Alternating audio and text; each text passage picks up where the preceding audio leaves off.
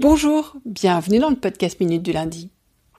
Comment est-ce que l'on peut faire pivoter nos pratiques facilement, profondément et durablement ? Alors, chers auditeurs et chères auditrices, si c'est votre envie collective de faire évoluer vos pratiques, de devenir meilleur, plus performant, plus impactant, de répondre aussi aux enjeux de demain, qui a motivé la création du programme L'entreprise de demain, c'est aussi à cette question de méthode à laquelle je me suis attachée à répondre. Cette question, comment est-ce que l'on peut faire pivoter nos pratiques facilement, profondément et durablement ? Et pour laquelle je vais vous proposer une réponse aujourd'hui. Comme toujours, c'est ma réponse, une réponse parmi d'autres. Il n'y a pas de vérité, il y a des propositions et je suis toujours ravie d'échanger sur le sujet. Alors, pour vous faire part de ma proposition, je vais commencer par vous expliquer pourquoi je pense que l'on n'arrive pas à faire évoluer nos pratiques facilement, profondément et durablement. En grande partie du fait de nos croyances. On croit que cela est difficile, on croit que c'est réservé à certains qui ont de grandes qualités, contrairement à nous. On croit que ça nécessite d'avoir accumulé de grandes connaissances, ou encore d'accéder à des formations très très chères réservées aux meilleurs. On croit que ça nécessite d'avoir fait de grandes études de la même manière. On croit que ça nécessite d'avoir du temps à consacrer à cela. Et que ça sera possible quand on aura moins de travail, qu'on sera moins occupé. En résumé, c'est parce qu'on sous-estime nos talents, nos capacités et ce qu'on peut accomplir avec un petit peu chaque jour sur le long terme. En bref, on doute trop. Ou à l'inverse d'ailleurs. Nous pouvons ne pas savoir comment faire pivoter nos pratiques parce que l'on surestime nos talents, on pense que c'est déjà acquis, on ne doute pas assez, on ne s'entraîne pas du coup, on ne s'évalue pas, on ne se corrige pas. Souvenez-vous, je vous parlais dans un épisode précédent du podcast Minute du lundi du pouvoir de l'état d'esprit et de fixed et de growth mindset, donc d'état d'esprit fixe ou d'état d'esprit de croissance.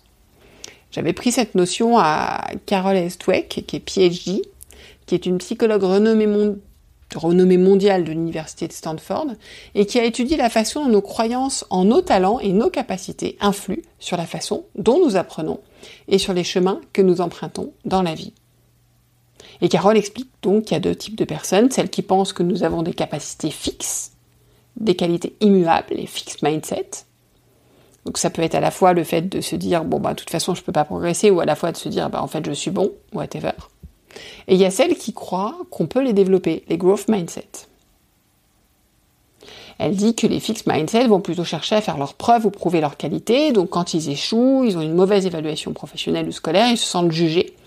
Ils vont tout faire pour montrer à quel point ils sont formidables, et que cet état d'esprit fixe les pousse à cacher leurs failles, les empêche de faire preuve de vulnérabilité, donc de demander de l'aide, de progresser. Et puis les growth mindset, donc les états d'esprit de croissance, sont convaincus que nos qualités de base sont des choses que nous pouvons cultiver et faire grandir grâce à nos efforts. Ils vont donc chercher à vivre des expériences qui les font grandir, ils réalisent la valeur de se remettre en question, ils veulent faire l'effort d'apprendre et de grandir. Et dans la mentalité de croissance, l'échec, bien sûr, est une expérience douloureuse, mais elle ne nous définit pas. En fait, elle nous permet d'apprendre et de passer à l'étape suivante. Ce sujet est d'ailleurs passionnant, je l'ai beaucoup développé dans l'épisode concerné, donc qui était sur l'état d'esprit et le pouvoir de l'état d'esprit, que je vous conseille de réécouter ou d'écouter.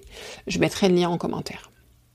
Donc pour revenir à notre question, comment est-ce qu'on peut faire pivoter nos pratiques facilement, profondément et durablement ? Comme vous l'aurez compris, tout va consister à faire évoluer nos croyances. Et comment ? Eh bien en agissant, en passant à l'action, en se challengeant, en mesurant les résultats régulièrement, en corrigeant, pour jouer à la fois sur notre estime de nous et notre confiance en nous. Et alors, comment on peut passer à l'action sans procrastiner, me direz-vous ? Eh bien pour ça, on va jouer avec notre cerveau. On va utiliser le nudge. Le nudge, c'est une incitation douce ou un coup de pouce donné à un individu pour modifier son comportement. C'est une théorie qui a été développée par le prix Nobel d'économie Richard Thaler en 2017. C'est une technique qui est issue de l'économie comportementale et donc qui se propose d'influencer nos comportements dans notre propre intérêt. Donc comment est-ce qu'on va l'influencer, ce comportement ?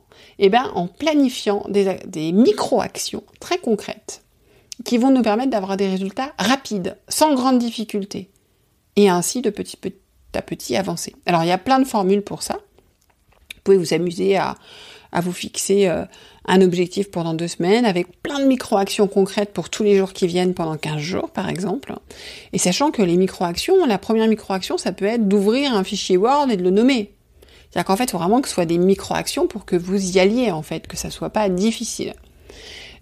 Donc ça, honnêtement, pour l'avoir beaucoup expérimenté, ça marche très bien. Donc si vous avez quelque chose sur lequel, là on était vraiment sur l'idée de passer à l'action, sur lequel vous n'arrivez pas à passer à l'action, je vous conseille de travailler là-dessus. Et puis après, il ne s'agit pas juste de planifier des micro-actions, mais il s'agit aussi de revenir sur nos actions, d'analyser leur impact, les bénéfices, les limites. Et ça nous permet en fait de faire quoi, ça ? Ça nous permet petit à petit de mieux cerner nos talents et de tordre le cou à nos croyances. Donc c'est aussi quelque chose que je vous propose de faire, on en a parlé aussi dans les épisodes bien amont de ce podcast, dans vos bilans hebdomadaires, dans vos fixations d'objectifs. Voilà, c'est quelque chose que vous pouvez intégrer à votre pratique de multiples manières. Et c'est exactement comme cela que j'ai conçu le programme de l'entreprise de demain, avec les experts et les dirigeants qui y participent. En fait, notre idée, ça a été de vous permettre chaque semaine, avec 1 heure par semaine, d'assimiler durablement les postures qui font la différence et d'en tirer une grande satisfaction, du plaisir, de la confiance et de l'estime de soi. Donc avec ce programme, non seulement vous progressez sur les 6 pratiques managériales essentielles pour performer demain, mais en plus vous y prenez du plaisir, quelle que soit votre charge de travail, et vous aurez du résultat. Donc voilà, donc je me suis vraiment appuyée. Alors, je ne vais pas vous dévoiler là toute la méthodologie du programme, vous pourrez la découvrir si vous adhérez au programme, mais je me suis vraiment inspirée de ces fondamentaux, de toute ma pratique de facilitatrice, donc il y a plein d'autres choses avec, pour faire en sorte que vous puissiez faire réellement pivoter vos pratiques de manière profonde et durable. Et si vous voulez en savoir plus, rendez-vous sur l'entreprisededemain.com. Vous pouvez aussi trouver le podcast L'entreprise de demain, le programme, et écouter les épisodes qui vous annoncent et expliquent les thématiques. Et puis vous pouvez aussi sur le site l'entreprisededemain.com demander un rendez-vous avec moi pour que je vous présente personnellement le programme. Et je vous dis à la semaine prochaine. À bientôt.